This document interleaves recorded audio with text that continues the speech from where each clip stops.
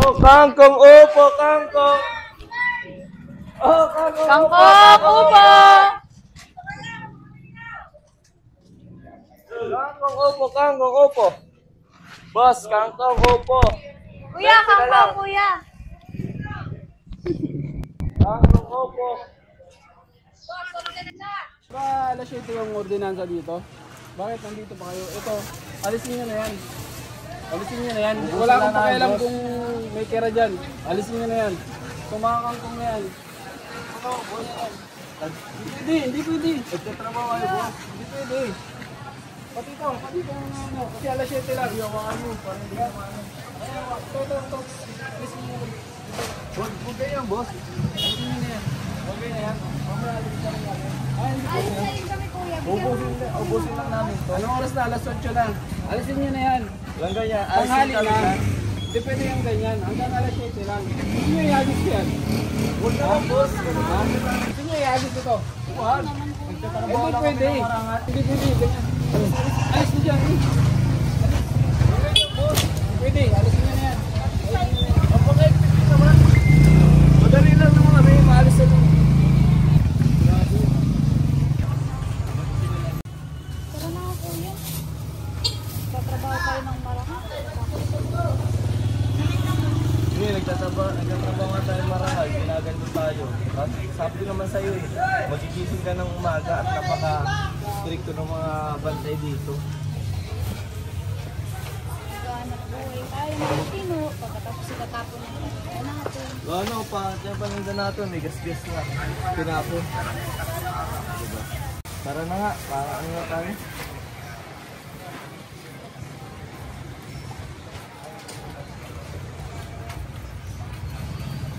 Diyan si kuya. Di mo lang tayo binigyan ng kahit ilang oras. Kaya nga. Kangkong na lang natin itinda natin sa kaupo. Itatapon pa. Kaya nga. Diba nakakainis? Kung nandyan lang si Papa ay baka nag-away-away na yun. Oh! Ayun na si Papa oh! Tara nga. Tara, isumbong natin kay Papa yung mga pinagagawa sa atin. Pa! Pa! O papa. Pa! Pa! Buti yan dyan ka. Di ka, di kami nakaubos. Alam mo ba pa? Sinita na naman kami. Sino ba ang munisip sa inyo? Kumusta ang benta? Okay. Well, ano ha? Ayun na eh. Oh! Tapos ng mga palinyo ng mga anak ko. Sinong anak? Kami! Bakit? Anong reklamo?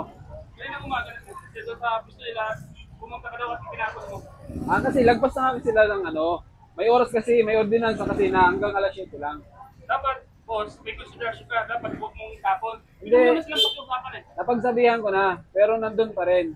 Kailangan kasi alas 7, kailangan malinis yung ano natin. Nasa ordinansa kasi yan. Eh, mga bata yan, wala ka man lang... Ay, hindi pwede yan.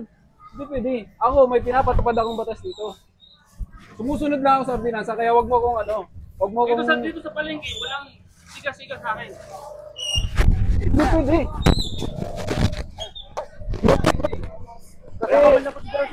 Ordinansa yun. Ha?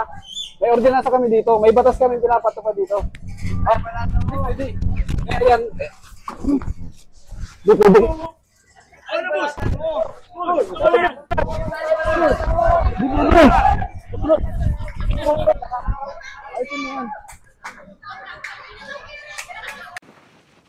Mga kababayan, atin pong masasaksiyan ang isang patimpalak ng mga hatmama ngayong araw na ito. Kasama ang hatmama. Ang magwawagi, tatanggap ng 2,000 piso. At ang pumapangalawa naman ay tatanggap ng 1,000 piso. At ang pumapangatlo naman ay tatanggap ng 500 piso. Yan po ay nagmumula kay Tita Inday TV, kay Sir Joel Cornel, Strikers, Watchers, at siyempre kasama si Arnel Unil at kay Miss Formosa